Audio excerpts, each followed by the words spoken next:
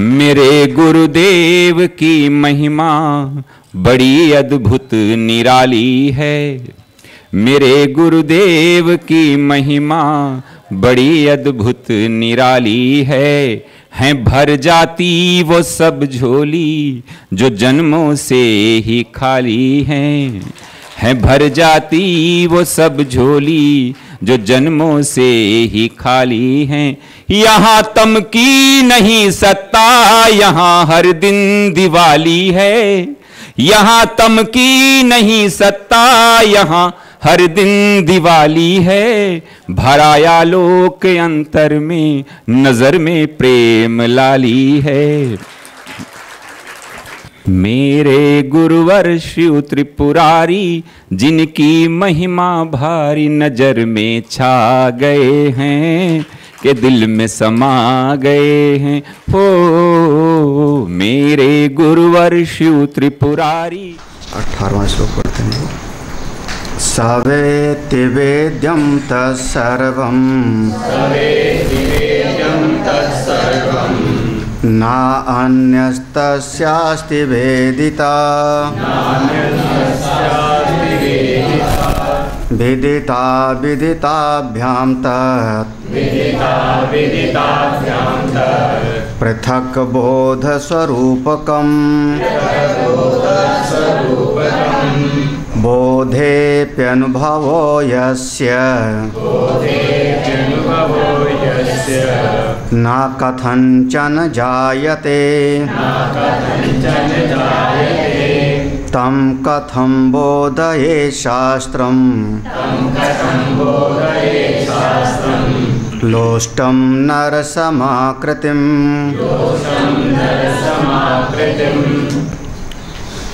इस पूरे प्रसंग को थोड़ा सा ध्यान से समझना है। 5 कोश हैं, अन्नमय कोश, प्राणमय कोश, मनोमय कोश, विज्ञानमय कोश और आनंदमय कोश। कोश कहते हैं ढक्कन को, छुपाने को।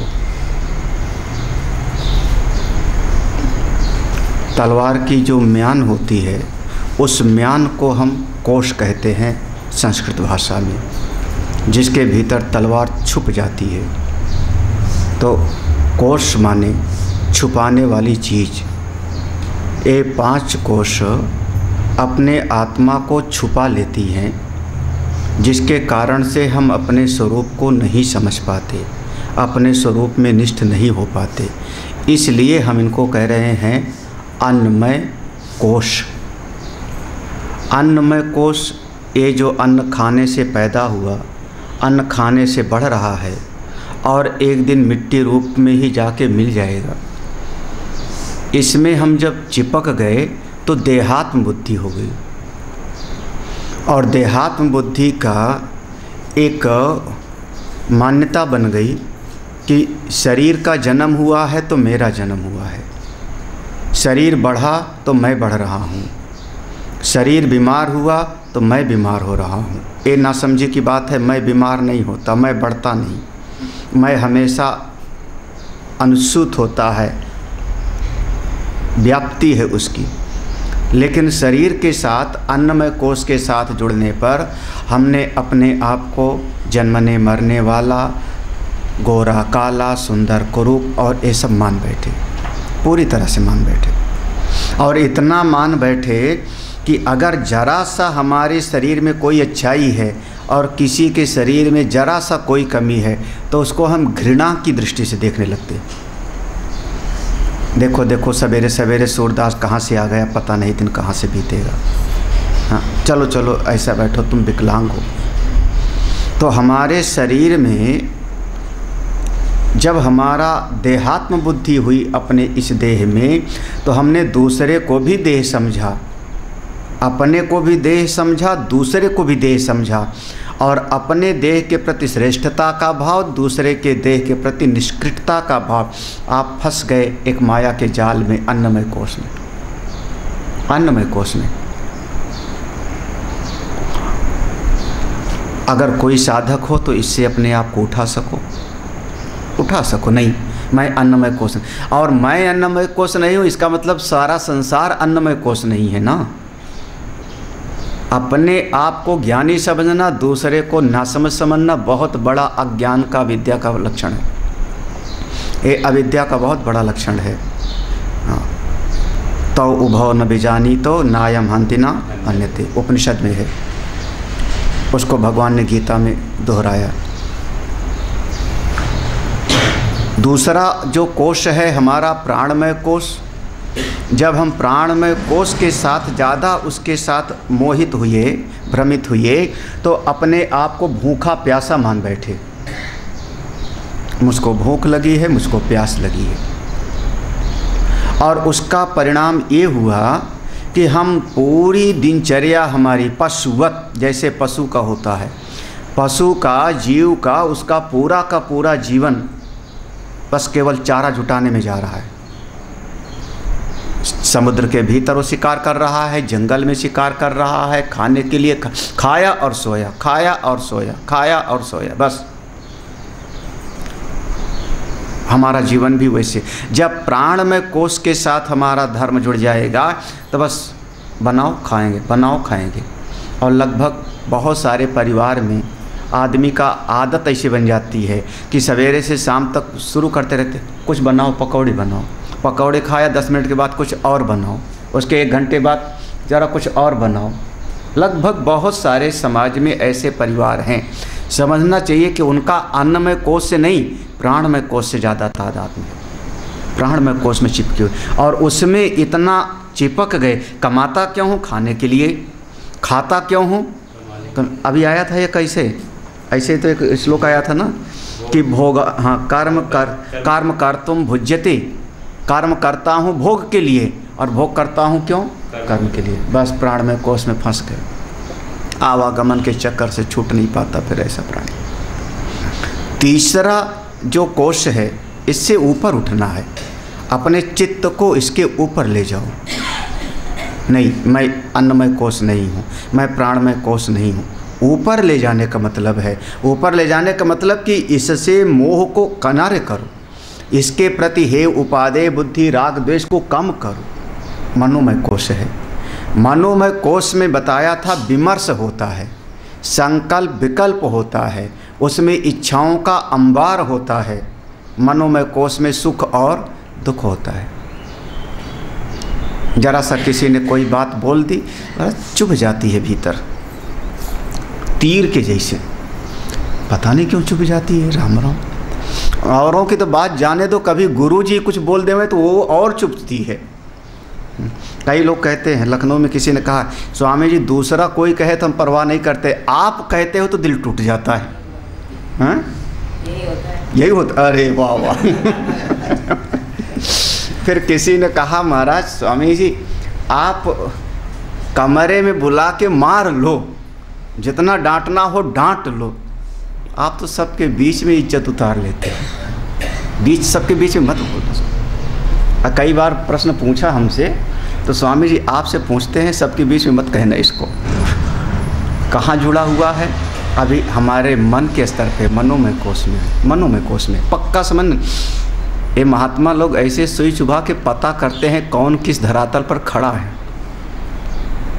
क्योंकि अब जैसे डॉक्टर भी तो चुभो के पता करता है, पेट को पीटता है, नाड़ी को पकड़ता है ना, एक्सरे लेता है, अल्ट्रासाउंड करावेगा, तब तो उसको पता लगता है, खून निकालेगा मेरे शरीर का।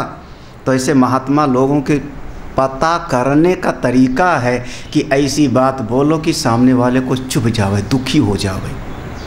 जरा सा प्रशंसा कर दे, महाराज जी तुम बहुत अच्छे, महाराज पूरे 3200 दांत खिल गए, 4 मिले 64 खिले, हाँ 20 रहे करिजोर, हरिजन से हरिजन मिले, हर से 7 करोड़। महाराज जरा सा स्वामी जी ने प्रशंसा कर दिया, बस मुस्कुराहट, मेरे जैसा कोई नहीं। हम समझ गए कहाँ टिके हो, मनोमय कोश में। क्योंकि अभी आपको फर्क पड़ रहा है ना, अभी आपके चित्त में ये प्रभाव पड़ रहा है, बचो इससे। बचो इससे। मानापमानयोस्तुल्या तुल्य मित्रारिपक्षयो, है ना, तुल्य निंदा स्तुतित मौन। ये सब मनोमय कोष से ऊपर उठने के सब तरीके हैं। अगर मनोमय कोष से आप ऊपर उठ गए तो संसार से बिल्कुल निष्प्रभावी हो जाओगे आप। ये दुनिया वैसे रहेगी, वैसे हमको अच्छा बुरा भी कहेगी, वैसे हमारा जो है कभी नुकसान भी करेगी, हम मस्त हैं, हमारा कुछ बिगड़ता ही नहीं, क्योंकि हम मनोमय कोष के भी ऊपर हैं। जिस मन को ये समझ में आता है वो मैं हूँ ही नहीं। अगर साधना में करना है तो उठ जाओ ऊपर। भीतर है विज्ञानमय कोष, विज्ञानमय कोष के भीतर राग और द्वेष होता है, हानि लाभ की वृत्ति होती है। देखो ये निर्णय है, निश्चयात्मिका है ना, हानि हो गया या लाभ हुआ। कोई व्यक्ति हमारा शत्रु है या कोई मित्र है, मन में नहीं, ये बुद्धि के भीतर होता है, विज्ञान में कोष में होता है ये निश्चय। हाँ। कौन है इस जगत में? जब हर आदमी अपने सुख के लिए इस संसार में आया है, हर प्राणी अपने सुख के लिए आया है, तो किसी को क्या पड़ी है कि हमसे दुश्मनी करेगा या हमसे प्रेम करेगा? हाँ? आया है अपने सुख के लिए ना। उसको लगता है कि इस आदमी के पास बैठने पर हमको अच्छा मिलेगा, सुख मिलेगा, तो बैठ जाता है मेरे पास में। मैं क्यों उसको समझ लूँ कि बहुत बड़ा मेरा मित्र है? भ्रम है, बहुत बड़ा भ्रम है। उसको लगता है कि इस आदमी के पास बैठने से हमारा दिल दुखेगा, तो हमसे दूर जाता है। कोई शत्रु थोड़े है, वो अपने सुख के लिए व्यवहार कर रहा है ना। हर प्राणी अपने सुख के लिए आया है, हर प्राणी। तो ना कोई शत्रु है ना कोई मित्र है। किससे मैं राग करूं, किससे द्वेष करूं? कभी कभी दिल में बैठ जाती है बात। और तो सब ठीक है स्वामी जी, लेकिन वो जो पड़ोसी है ना, उसमें मैं भगवान नहीं देख सकता। दुनिया में भगवान है, सब में भगवान है, कण कण में भगवान है। बस वो जो हमारी ननद है ना, बहुत दुष्ट है। हाँ, खास करके हम पूछे तुम भी तो किसी की ननद हो, तो वो भी तो ऐसे कहेगी कि तुम भी तो बहुत हो। लेकिन कोई ना कोई पर्टिकुलर एक आदमी ऐसा होगा जिसके प्रति हमारे दिल में जलन का भाव पैदा होगा। उसकी याद आते ही दिल जल उठता है। कोई ना कोई एक आध आदमी ढूंढो अपने चित्त में, तो देखो निकलेगा कहीं ना कहीं से। इसको कहते हैं पोस्टमार्टम करना। तब हमारे वेद भगवान को कहना पड़ा, माँ विद्विषा भाई, हम आपस में द्वेष ना करें। वेद भगवान में कहा तो फिर कोई तो बात होगी ना। जब यजुर्वेद घोषणा करता है कि हम, अरे गुरु और शिष्य में हो जाता है द्वेष।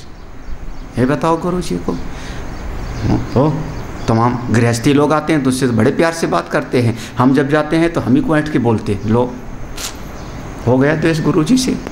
चल, चित्त में हमारी इस बुद्धि विज्ञान में कोष में शत्रु मित्र का निश्चय, हानि लाभ का निश्चय, राग द्वेष इसमें बिठाए होते, तब भगवान को कहना पड़ता है, इंद्रिय से इंद्रियास्यार्थे राग देशो व्यवस्थितयोर न बसमा गच्छेत। इनके बस में मत हो। अपने आप को ऊपर उठा सको तो उठा लो, अपने आप को ऊपर उठा सको तो उठा लो। जो आश्चर्य की बात है, आप समझो, जिसके पाँव को कोई दूसरा दुश्मन पकड़ लेगा वही तो ऊपर नहीं चढ़ पाएगा ना।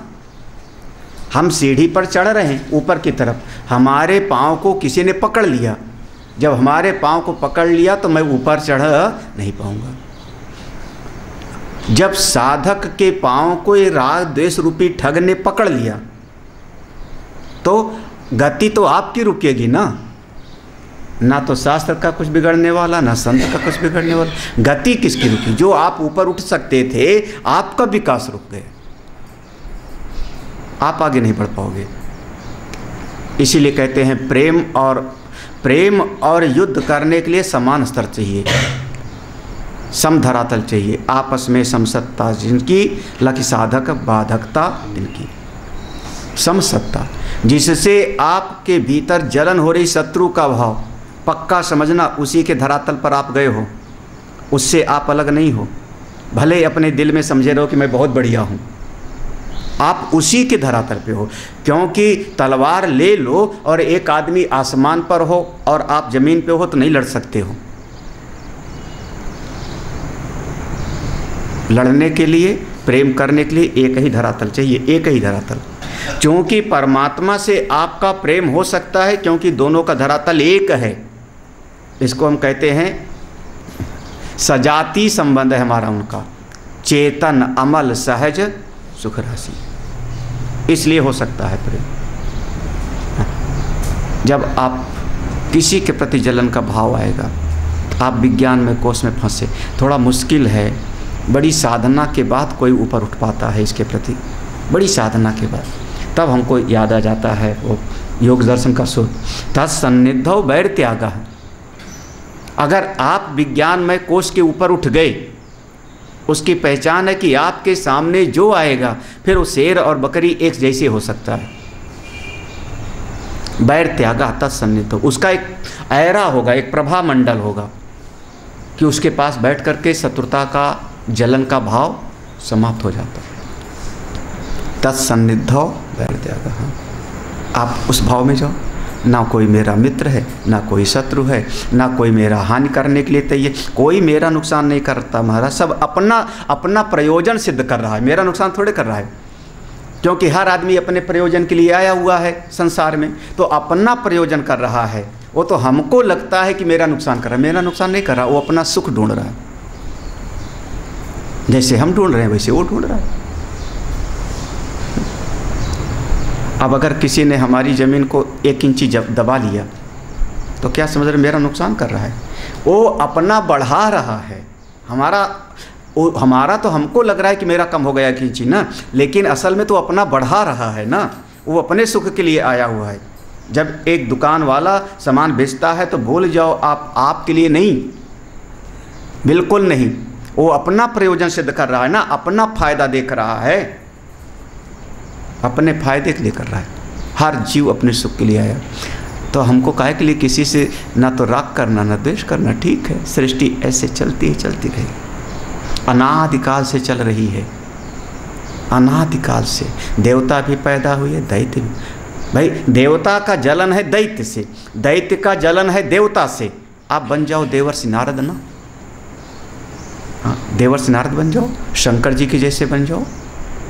एक तो देवर्षि नारद और एक भगवान शंकर जी, 2 ही ऐसे हैं जो देवताओं के पास जाएं तो वो भी पूजा करेंगे, दैत्यों के पास जाएं तो उनका किसी से राग द्वेष नहीं है, ना नारद का ना भगवान शिव। नारायण चले जाओ तो देवता काटेंगे, उनको मारूंगा, नारायण को मारेंगे दैत्य लोग, दैत्य छोड़ेंगे नहीं, ढूंढते हैं कहाँ है विष्णु, छुपा है कहाँ मिल जाए। ब्रह्मा जी को तो महाराज उनके बनाए हुए खाने के लिए दौड़ पड़े थे, ऐसा सुना है ना, उनको जो बनाया उन्होंने ही खाने दौड़ पड़े। लेकिन भगवान भोले बाबा उस स्थिति में ना मेरा कोई शत्रु है, ना विज्ञान में कोष के ऊपर, तब आपको आनंद की अनुभूति होगी।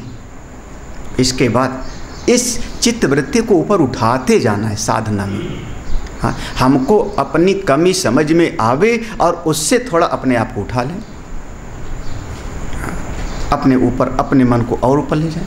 उसके ऊपर जब आप ये 5-4 कोष के ऊपर जाओगे तो आपके मन को शांति मिलेगी, सुख मिलेगा, आनंद मिलेगा। उसको हम कहते हैं अब आनंदमय कोष में पहुंचा साधक, अब आनंदमय कोष पहुंचा। एक हृदय आपका एक उल्लसित रहेगा, सुखी रहेगा। लेकिन उस स्थिति तक पहुंचो तो आप पहले अन्नमय कोष से हमारा थोड़ा तादात्म्य कम हुआ, प्राणमय कोष से तादात्म्य कम किया, मनोमय कोष से तादात्म्य कम किया, विज्ञानमय से भी ऊपर उठे। अरे क्या कहना, आप जहाँ बैठोगे वहीं आपका मन शांत रहेगा, चाहे जंगल में रहो चाहे महल में रहो, आप सुखी रहोगे। लेकिन इतना ऊपर उठोगे तब उस अवस्था में सुख तो बहुत है, आनंदमय कोष में आनंद तो बहुत है, सुख तो बहुत है, लेकिन साधना छोड़ मत दो। क्योंकि कभी कभी सुख की परिस्थिति भी हमको साधना से दूर कर देती है। बस बस बस अब तो हो गया, आपको क्या करना, सुख तो मिल गया। पूछा नहीं, ये जिस आनंद का तुम अनुभव कर रहे हो, तो चूंकि तुम अनुभव कर रहे हो ना, सुख का अनुभव हुआ और कुछ देर के बाद में सुख का अनुभव चला जाता है। तो जिसकी उत्पत्ति हुई और जिसका नाश हुआ, जो आया और जो चला गया, जो मिला और बिछुड़ गया, वो सुख भी आपका मायिक है, ना कि परम सत्य। इसीलिए हम कह रहे हैं आनंदमय कोश। वो तो रोज़ हमारी गहरी नींद में होता है। जिस समय हम गहरी नींद में चले जाते हैं बड़ा सुख मिलता है, जगे गायब हो गए, लेकिन सुख तो मिला। वो आनंदमय कोश है, वो परम सत्य नहीं। थोड़ा और ऊपर उठो। तो और ऊपर उठे तो हमने समझा क्या? अब क्या समझेंगे? अरे ये सबको जानने वाला तो मैं हूं ना। शरीर को भी तो मैंने जाना। इस प्रसंग के पंचदशी के शुरुआत का अगर ध्यान होगा तो शब्द, स्पर्श, रूप, रस, गंध, इन पांचों विषयों को जो जानने वाला है उसी को हम कहते हैं संवित। वो प्रसंग में लगातार आया था कई श्लोकों में। सबका जो अनुभव करने वाला है, सबका जो सत्ता देने वाला है, हाँ, विषयवत नहीं बल्कि अधिष्ठानवत जो जानने वाला, वहाँ पर यही आया था। जैसे घट को जानने वाला कौन? बोले मिट्टी। तो मिट्टी अलग हो के नहीं जान रही है। जैसे हम आपको देख रहे हैं ऐसा नहीं, बल्कि उसकी सत्ता होकर के जो उसका मूल है वो अपना आत्मा। बोधे अपि अनुभव यस्य। तो ये हमने अन्नमय कोश को जाना, बोधे जाना, प्राणमय कोश को जाना, मनोमय कोश को जाना, आनंदमय कोश को जाना, पांचों कोश को मैंने जाना। ठीक है ना? जाना ना? जाना ना? बिल्कुल जाना। अनुभव हुआ, हमको बड़ा सुख मिला। ये भी तो आपको पता लगा ना। कोई वस्तु अज्ञात होने पर सुख नहीं देती।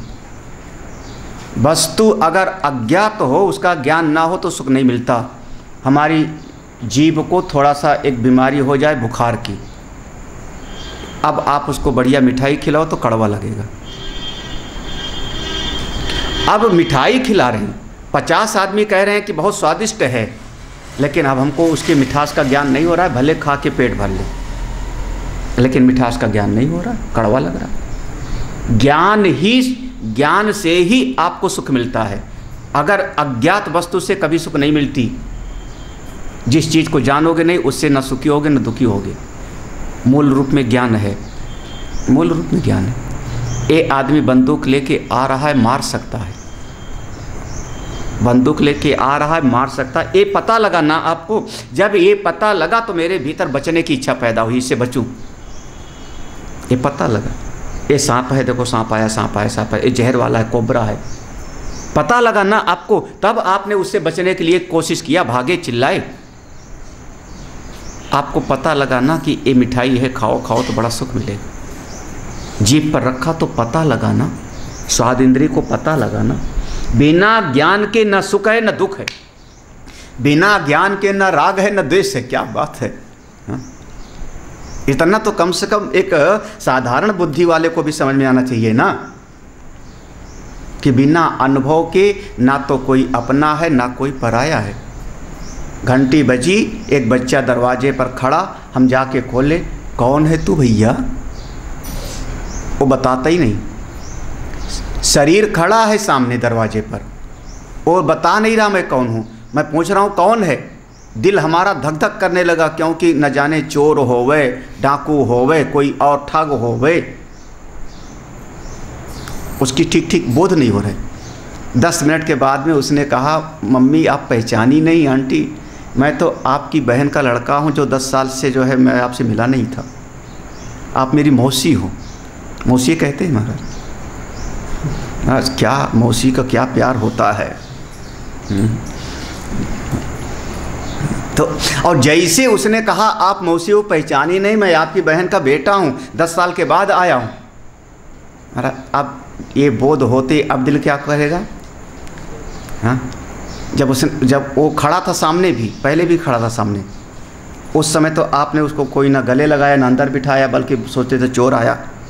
जैसे उसने कहा मैं आपका अपना हूँ, अब चित्त में है, अरे अरे तो पहले क्यों नहीं बताया, बाहर क्यों खड़ा, चल चल अंदर बैठ। हाँ, चित्त में वो जो अपनापन आया वो किसके कारण? बोध है, अनुभव है। क्या कि ये मेरा अपना है। ये ज्ञान ही सब कुछ का मूल कारण ज्ञान है। तो बोधे अपि अनुभव यस्य, देखो क्या बढ़िया सूत्र है, आप कोशिश करना समझने का। बोधे अपि, बोध होता है तब आपके चित्त में सारा का सारा भाव पैदा होता है। लेकिन कोई ऐसा भी कह सकता है हमको आत्मा का अनुभव नहीं हो रहा है, आत्मा को नहीं जान रहा हूँ। क्या पागलपन की बात कर रहे हो? आत्मा को जान रहे हो कि नहीं? आत्मा को जान रहे हो कि नहीं?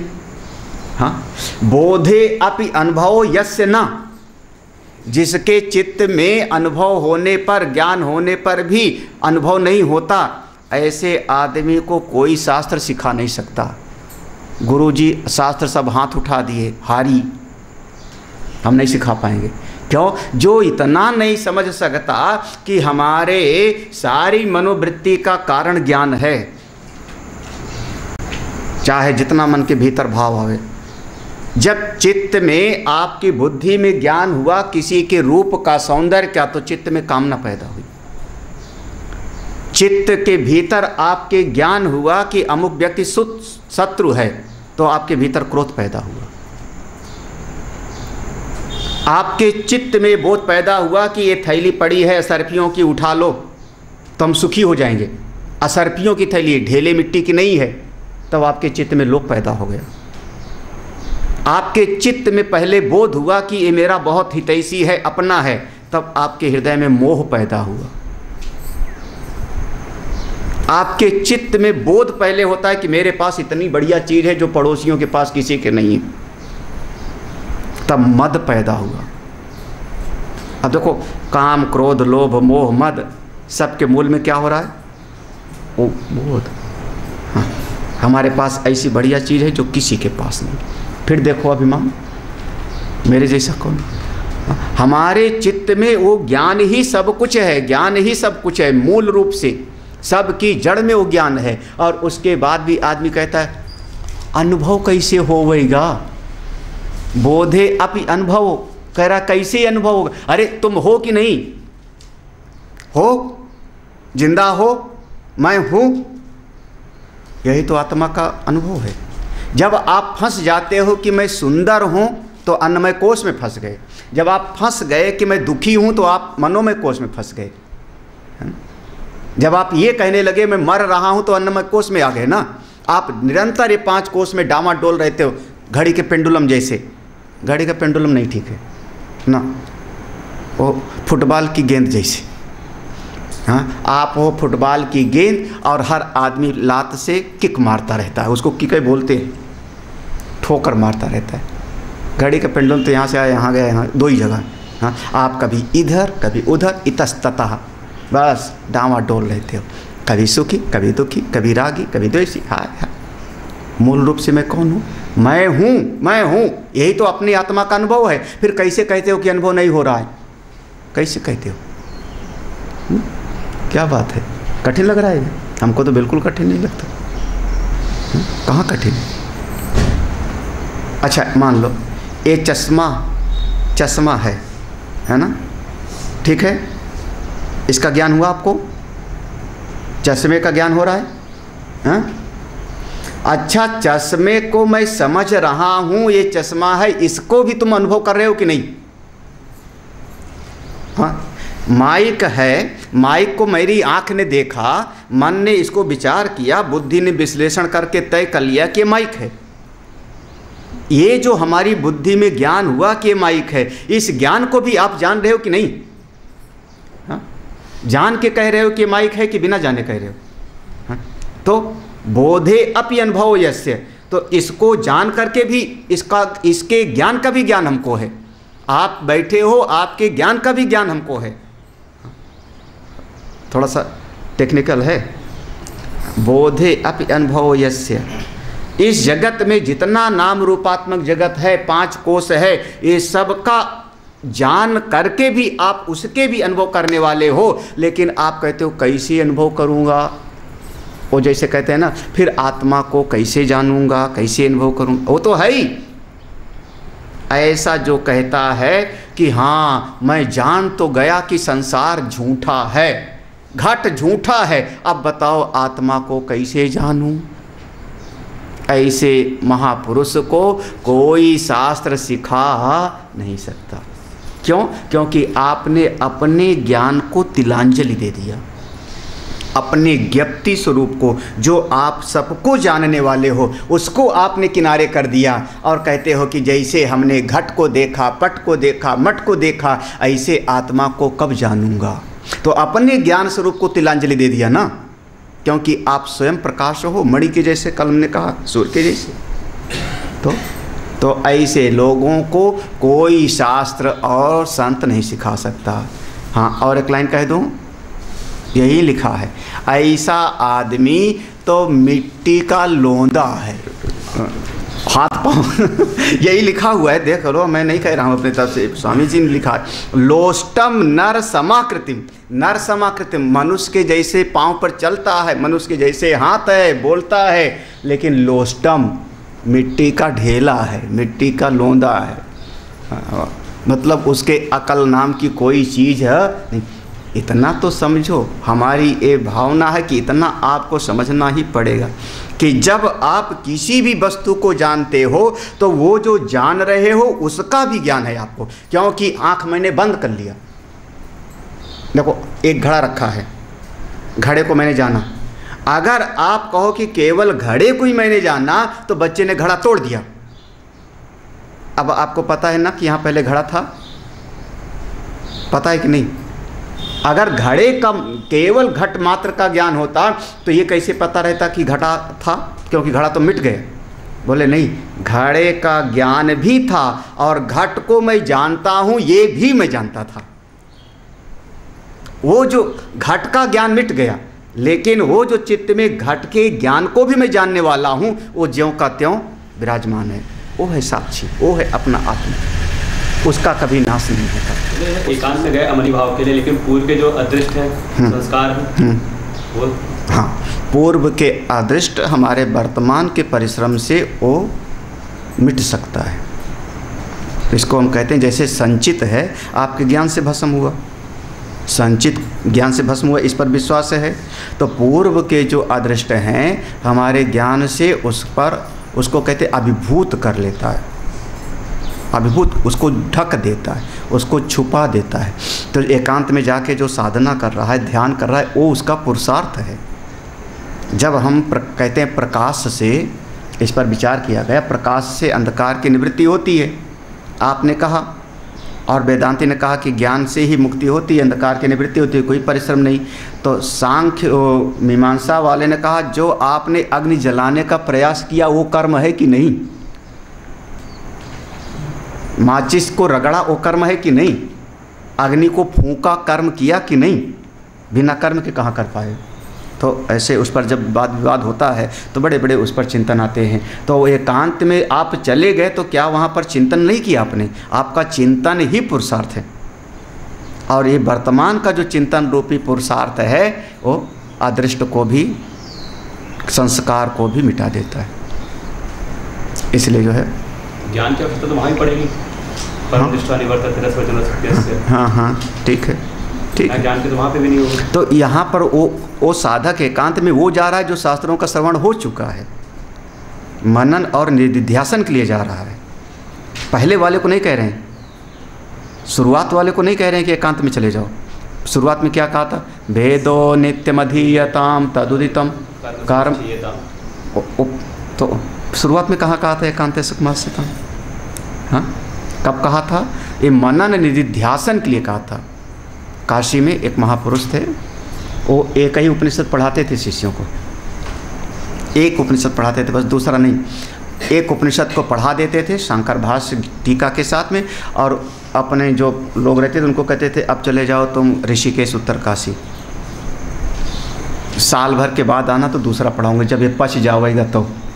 मतलब साल भर इसको पचाओ, इसी का मनन करो, निधिध्यासन करो, इसी की वृत्ति के साथ जीने का अभ्यास करो, और फिर आना तो तुमको दूसरा पढ़ाऊंगा। हम लोग क्या है कि एक ख़त्म हुआ तो दूसरा शुरू, हाँ, ईसावास ख़त्म हुआ, बोले चलो केनोपनिषद शुरू, तब फिर जो है वो मनन नहीं हो पाता, निधिध्यासन नहीं हो पाता। उसके लिए श्रवण के लिए नहीं कहा है ना, तो हाँ निधिध्यासन के लिए कहा। उस समय अगर चित्तवृत्ति है तो उसमें अमनी भाव होता है, इसीलिए हमको ज्ञान की 7 भूमिका को स्वीकार करना पड़ता है। याद आया ना, स्वेच्छा, विचारणा, तनुमांसा, ये तीनों ज्ञान के पहले की हो गई। सत्वापत्ति और असंशक्ति, ये दोनों जीवन मुक्त की स्थिति हो गई। और अमनी भाव वाले में हो गया पदार्था भावनी, मनोनाश की स्थिति।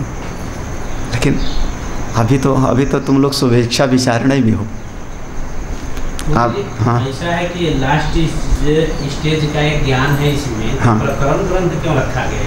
हाँ ये बात है, बहुत बढ़िया बात। अब देखो श्रवण करके लगता नहीं कि लास्ट स्टेज का ज्ञान है, बिल्कुल आखिरी स्टेज का। तो इसको जैसे कोई आदमी अगर केदारनाथ जाना चाहे तो उसको हम हरिद्वार में बता देते हैं ना कि वहाँ जाओगे तो एक रामबाड़ा होगा, एक गरुड़ चट्टी होगा, एक वहाँ पर ऐसे जाना, वहाँ पर जो है ना। तो जैसे रास्ते को हम बता देते हैं शुरुआत में कि केदारनाथ जाओगे तो वहाँ पर पीछे एक भगवान शंकराचार्य जी का स्थान है, वहीं पर वहाँ एक कमल मिलता है, उसको मंगा लेना, उससे पूजा करना, है ना, ब्रह्म कमल, याद है ना। तो जैसे हम कोई मंदिर जाता है तो यहाँ समझाते हैं उसको मंदिर के बाद, अभी पहुँचा नहीं हो तो चले ही नहीं कमरे से, लेकिन समझाते हैं। तो ऐसे यहाँ पर ये आखिरी वाले ज्ञान को पहले समझा रहे हैं, अभी समझ लो फिर इसके बाद चलना शुरू करो। ये है, ये लक्ष्य का निश्चय है, लक्ष्य का निश्चय करा रहे हैं। पक्का कर लो कि वहाँ पहुँचोगे तो आपके भीतर कितना आनंद होगा। बाकी जब चलोगे अनुभव हो जाएगा, तब तो फिर कोई बातचीत की ज़रूरत ही नहीं होगी। तो यहाँ पर जो प्रकरण ग्रंथ कह रहे हैं, प्रकरण ग्रंथ में इसका ये है कि लक्ष्य का निश्चय करा रहे हैं, तुमको वहाँ पर पहुँचना है, ये स्थिति आनी चाहिए। अच्छा हाँ, तो जो आदमी हम अटक गए ना एक श्लोक, वृत्तिस्थ ज्ञान का भी जो इसको ज्ञान हो रहा है, वृत्ति में जो ज्ञान हो रहा है उसका भी, हाँ हाँ, घटाकार वृत्ति का भी जो साक्षी है, घटाकार वृत्ति का भी जो अनुभव करने वाला है, उसकी चर्चा है। हाँ, मैं घट जानता हूँ, घट जानता हूँ, घट का ज्ञान है, लेकिन उस ज्ञान का भी हमको ज्ञान है। यही कारण है कि घट के नष्ट हो जाने पर भी हमारे भीतर एक बोध बना होता है कि यहाँ घड़ा था, यहाँ कमरा था, है ना भाई। यहाँ पर जब हम पहले, आज के 15 साल पहले आते थे तो सप्तऋषि आश्रम से इधर रिक्शा वाला आता नहीं था, लूट लेंगे शाम को नहीं आता था 15 साल पहले रिक्शा वाला। एक किनारे जितना आप लोग दुकान देखते हो कुछ नहीं था, एक वो पुरोहित सेवा आश्रम था, द्वार जो बना है उसके बगल में पुरोहित सेवा आश्रम था, और कुछ नहीं था। ये अपना तुरीय वाला आश्रम भी नहीं, चित्रकूट भी नहीं था, लगभग सीधे यहाँ तक कुछ नहीं था शुरुआत में। जब कैसे हमको पता है कि यहाँ पर कुछ नहीं था, आज पूरा दुकान है, कैसे पता है? क्योंकि उस समय, उस काल में, आज के 10 साल के पहले जब मैं उधर से आता था तो उसका ज्ञान हो रहा था कि यहाँ पर कुछ नहीं है ना। और उसका भी हमको एक भीतर ज्ञान होता था कि मैं जान रहा हूँ कि यहाँ पर कुछ झाड़ी है। तो वो जो कुछ नहीं था वो तो ख़त्म हो गया, वहाँ पर बिल्डिंग बन गई। लेकिन वो जो ज्ञान हो रहा था कि कुछ नहीं है, इसका भी बोध मुझको है, वो आज तक भी ज्यों का कम है ना, आज कहते हो। इसलिए हम उसको कह रहे हैं कि अगर उस पर दृष्टि नहीं है तो फिर शास्त्र उसका क्या करेगा, क्या कर सकते हैं सर? शास्त्र तो हमको वहाँ ले जा रहे हैं, ज्ञप्ति में। हाँ, अगला श्लोक पढ़ो। और कोई ऐसा कहता है कि हमको ज्ञान नहीं है, ये कहे कि हमको ज्ञान नहीं है, तो वो आदमी तो ऐसे कह रहा है जैसे मेरे मुंह में जीभ नहीं। जिह्वा मेस्ति नात बेति, युक्तिर्लज्जायै केवलं यथा, युक्तिर्लज्जायै केवलं यथा, न बुध्यते मया बोधो बोधव्य इति तादृशी यस्मिन् अस्मिन्नास्ति लोके बोधस्तद् उपेक्षणे यद्बोधमात्रं तद्ब्रह्मेति एवं धीर्ब्रह्म निश्चयः। जैसे कोई आत्मा कहे कि हमको ज्ञान नहीं है। अच्छा, ज्ञान नहीं है ये भी तुम जान रहे हो कि नहीं? हाँ, ज्ञान नहीं है, इस चीज को मैं नहीं समझ रहा हूँ, इस चीज को नहीं जान रहा हूँ। इसका मतलब इस वस्तु के अज्ञान को भी तुम जान रहे हो ना। हमको मलयालम भाषा नहीं आती, मलयालम भाषा के अज्ञान को भी तो आप जान रहे हो ना। विदित अविदिताभ्याम, ज्ञात अज्ञात दोनों के परे है। तो अगर कोई कहता है कि हमको ज्ञान नहीं है, तो मैं कहता हूँ ये आदमी वैसे बोल रहा है जैसे कहे मेरे मुंह में जीभ नहीं, क्योंकि तुम ज्ञान और अज्ञान दोनों को जानने वाले हो। हाँ, वस्तु के होने को भी और वस्तु के ना होने को भी दोनों को जानते हो तुम वो ज्ञान स्वरूप हो। और नहीं, आपको नहीं समझ में आई बात और केवल ऐसे कहते हो कि नहीं हमको कोई ज्ञान नहीं, हमको क्या ज्ञान नहीं, तो फिर कहते हैं बस तुमको लज्जा भी नहीं आती है बात कहने में, शर्म भी नहीं आती तुमको। क्या आदमी हो तुम, शर्माते भी नहीं हो। तुम ये कह रहे हो कि हमको कोई ज्ञान नहीं है। अरे कोई ज्ञान नहीं, कुछ नहीं आता। जो कहे कि हमको कुछ नहीं आता, तो ये भी तो तुमको पता है कि हमको कुछ नहीं आता, ये भी पता है कि नहीं? हाँ? तुमको शर्म नहीं आ रही ये बात कहने में कि हमको कुछ नहीं आता? लज्जा भी नहीं आ रही? अरे ना बुध्यते मया बोधो, हाँ, ना बुध्यते। अरे कभी आदमी ये कह दे, चलो ये कह दो कि आज हमको अपना पता नहीं है, मैं कहाँ हूँ। ये वैसे फिल्मों में होता है जब मेमोरी लॉस हो जाती है एक्सीडेंट के बाद, है ना? हाँ, फिल्मों में, वैसे नहीं, प्रैक्टिकल नहीं, वो फिल्मों में बहुत कुछ होता है। हाँ, उससे सहमत मत होना कभी। फिल्मों में वो गाना गाया और वो जिंदा हो गया, मरा हुआ आदमी, है ना? ऐसे होता है ना फिल्मों में। है प्रभु आज एक काम कर दो, नहीं तो तुमको मेरी शपथ है। बस भगवान कर देते, हाथ उठाया, निकला रेखा, चमाचम हो गया। पागल लोग जो है न जाने क्या क्या बना रखे हैं उसमें। हाँ, सब का सब बिल्कुल वैसे। अच्छा, कोई ये कह देवे कि हाँ आज मैं नहीं हूँ, आज मैं कहाँ हूँ? आपको पता है ना कहाँ हो? सबको पता है ना? कोई कहे कि मैं नहीं हूँ आज, ये बात बिल्कुल वैसे जैसे मेरे मुंह में जीभ नहीं, तो कैसे जान रहे हो, कैसे कह रहे हो कि मैं नहीं हूँ? अपनी सत्ता का निषेध कैसे करोगे? आप तो हो ही। यस्मिन अस्मिन लोके, इस लोक में, दुनिया में जिस जिस चीज का बोध होता है, यस्मिन, जहाँ पर अस्मिन, इस चीज का बोध होता है। ये फूल है, ये किताब है, ये मेज है, ये माइक है, जिस जिस की चीज का बोध होता है, आप उसकी उपेक्षा कर दो, तद उपेक्षणे, आप उसको हटा दो, फूल को हटा दो, उपेक्षा कर दो, किताब को हटा दो, तब जो ज्ञान मात्र शेष रह जाता है, यद बोध मात्रम, उस समय जो ज्ञान मात्र रहा, वस्तु नहीं, ज्ञान मात्र शेष रहा, उसको हम कहते हैं तद ब्रह्म निश्चय, वो है ब्रह्म, उसको निश्चय कर लो। देखो इतना बहुत आसान होता तो सब ना पहुँच जाऊँ मैं। हाँ, मनुष्याणाम सहस्रेषु कश्चित् यतसिद्धे, जो समझ ले वे पार। हाँ, वही ब्रह्म है। कौन? जो ज्ञान का कभी नाश नहीं होता। वस्तु के ज्ञान का मिट गया, फूल था, फूल का ज्ञान खत्म, अब क्या हो गया? बोले टुकड़ा टुकड़ा है।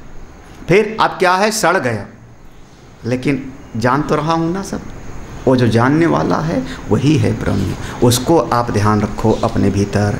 कैसे कैसे? फिर से समझो, ये 5 कोष को मिटाओगे, हटाओगे, तभी पंचकोश परित्यागे पंचकोश परित्यागे साक्षी बोधावशेषतः साक्षी बोधावशेषतः स्वस्वरूपं स एव स्यात् स्वस्वरूपं स एव स्यात् शून्यत्वं तस्य दुर्घटम् शून्यत्वं तस्य दुर्घटम्। पंचकोश परित्यागे, परिमाने बहुत अच्छी तरह से प्रकर्षण विचार पूर्वक अच्छी हमने उठा के बाहर फेंका भी नहीं और मन से उसका त्याग कर दिया, इसको हम कहेंगे परित्याग। अब ये नहीं कि शरीर को उठा के बाहर फेंक दोगे, मन कोई ऐसी चीज़ नहीं कि उठा करके कूड़ेदान में डाला हो, रहेगा यहीं।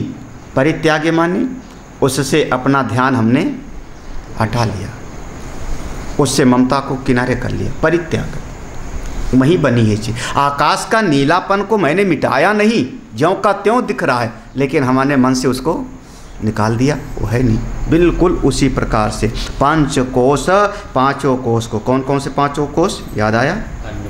अन्नमय, प्राणमय, मनोमय, विज्ञानमय, आनंद। पांचों कोश को आप थोड़ा किनारे कर दो, तब क्या होगा? साक्षी बोध। सब पांचों कोशों का मैं साक्षी हूँ, 500 कोशों को जानने वाला हूँ। अवशेषता ये बाकी रहेगा, जानने वाला रहेगा, सब जानना। मिला बिल्कुल से उसको भी जाना, बिछुड़ गया उसको भी जाना, वस्तु को किसी ने दिया, कंबल दिया उसको भी जाना, देने वाले को भी जाना, कंबल को भी जाना, कंबल फट गया उसको भी जाना, कंबल कबाड़ी वाला ले गया उसको भी जाना। ये जो जानने वाला है वो साक्षी बोध, और सबका साक्षी बिल्कुल अवशिष्ट स्वस्वरूपम सा। और यही आपका अपना असली है, असली ये साक्षी है, और बाकी सब था नकली। जो आप जान रहे हो वही आपका असली। जब उसमें आप बैठ गए अपने साक्षी स्वरूप में, बस अपनी महिमा में विराजमान। ठीक है, ये सृष्टि बने तो भी, बिगड़े तो भी, इस स्थिति में जा कर के ये भगवान का आप थोड़ा भगवान श्री कृष्ण के जीवन को ले आओ इस स्थिति में। चाहे उनका पूरा का पूरा मथुरा बने और मथुरा नष्ट हो जावे। हाँ, द्वारका बनी, 16,000 रानियां हैं, 108, सबके 10-10 बच्चे हैं, और सब अपनी आंखों के सामने लड़के मर गए, लेकिन चेहरे की मुस्कुराहट कभी गई ही नहीं। भगवान कृष्ण कभी रोए सिर पीट पीट के? हाय हाय मेरा यदुवंश मर गया, हाय हाय मथुरा छूट गया, हाय हाय वृंदावन छूट गया, हाय हाय गोकुल छूट गया? कहा महाराज? उनका कभी उनकी रोती हुई फोटो देखा? भगवान राम जी तो लीला में थोड़ा रो भी लेते हैं, हमारे राम जी कभी कभी वो लीला कर लेते हैं, कभी कभी नाटक कर लेते हैं। हमारे कन्हई को रोता हुआ, हमारे भगवान शिव को कभी रोती हुई मूर्ति देखी फोटो? आज बड़ी चिंता में है भगवान। क्यों? बेटा नाराज होके भाग गया घर छोड़ के। कार्तिकेय कहाँ गए थे? अभी तुम लोग हो आए ना? हाँ, मल्लिकार्जुन। हाँ, बेटा घर छोड़ के भाग गया है, उसने तय कर लिया मैं सदिये नहीं करूँगा। तो भगवान बड़े चिंतित रहे होंगे। हाँ, आज क्या करूँ मैं? अपने पार्वती के बेटे की गर्दन काट दिया, तो बड़े शोक में बैठे रहे होंगे। कभी ऐसी देखी? जब देखोगे तो ध्यान में अपनी महिमा में विराजमान है।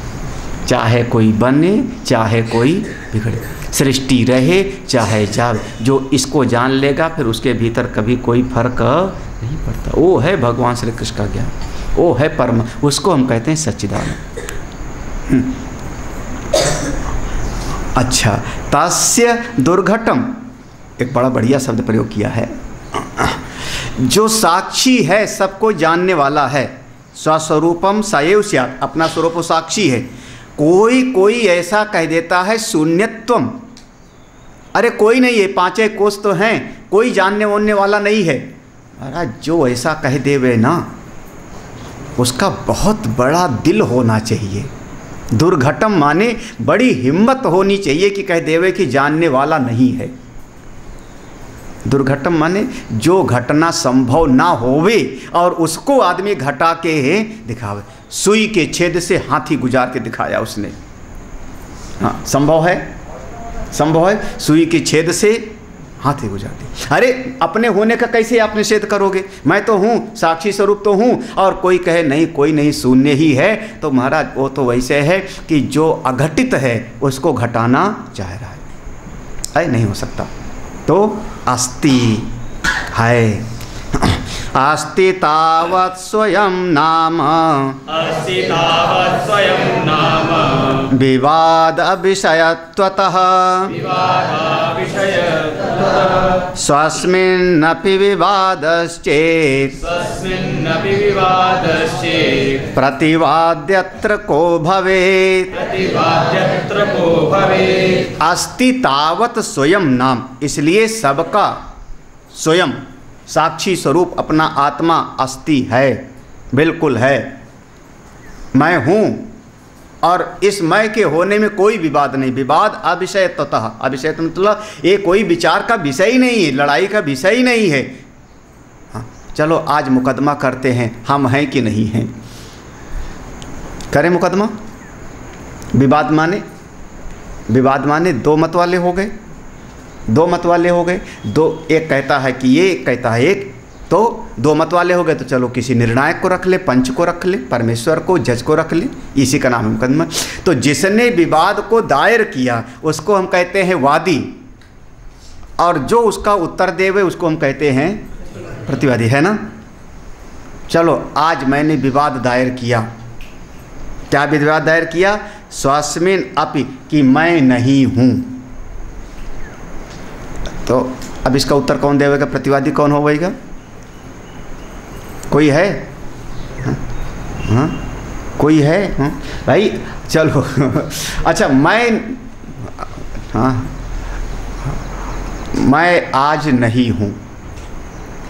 अब इस पर कोई अगर सिद्ध करने के लिए ये खड़ा हो जाए कि तुम भैया हो, लॉजिक नंबर 1, लॉजिक नंबर 2, युक्ति नंबर 4, तो हम कहेंगे नासमझी की बात है। जब तुम ही खड़े हो तो अपना निषेध कैसे कर रहे हो?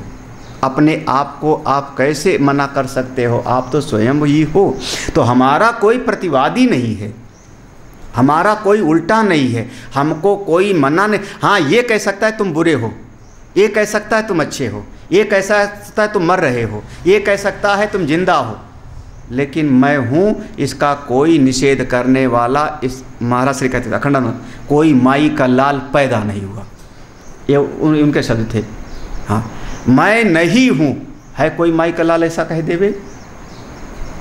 मैं नहीं हूँ मतलब कोई ऐसा है ही नहीं। इसलिए वो जो अपनी सत्ता मात्र है, साक्षी मात्र है, वही परम सत्य है, उसी में अपने आप को बिठाओ, वही मैं हूँ। कब? पंचकोश परित्याग। जब ये 5 कोशों को आप एक एक करके किनारे करोगे तो अन्नमय, हाँ याद रखना, अन्नमय के वो सब जन्म, मृत्यु, घटना, पढ़ना, बीमारी, स्वस्थता, ये उसके लक्षण हैं। वो अन्नमय कोश का। प्राणमय कोश में भूख और प्यास, मनोमय कोश में सुख और दुख, विज्ञानमय कोश में राग और द्वेष, आनंदमय कोश में सुख। इनसे ऊपर उठ जाओ, ये सब कोश में आता है। मैं इन सब का साक्षी हूँ, मैं सबका साक्षी, सबको जानने वाला, मैं वो आत्मा हूँ। अस्ति तावत् स्वयं नाम, बिल्कुल मैं हूँ, सब कुछ जानता हूँ, सुख को भी, दुख को भी, राग को भी, द्वेष को भी, शरीर के वजन को भी, घटने को भी, बढ़ने को भी, सब जानता हूँ। वो मैं आत्मा हूँ, वही आत्मा सच्चिदानंदमय हूँ। ओम पूर्णमदः पूर्णमिदं पूर्णात् पूर्णमुदच्यते। कौन समेट रहा है सब किताब पोथी? समेट कौन रहा है? अन्नमय कोश है ना, वही तो समेट रहा है ना। अच्छा, ताकत किसकी है? अगर हाथ में ताकत ना होती तो किताब कैसे उठाते? अच्छा, इच्छा किस में हुई कि किताब बंद करूं? अच्छा, तय किसने किया? पूर्णमदा हो गया तो अब समेटना चाहिए। यही तो ना। और भीतर किसी ने कहा चैन मिला 1 घंटा से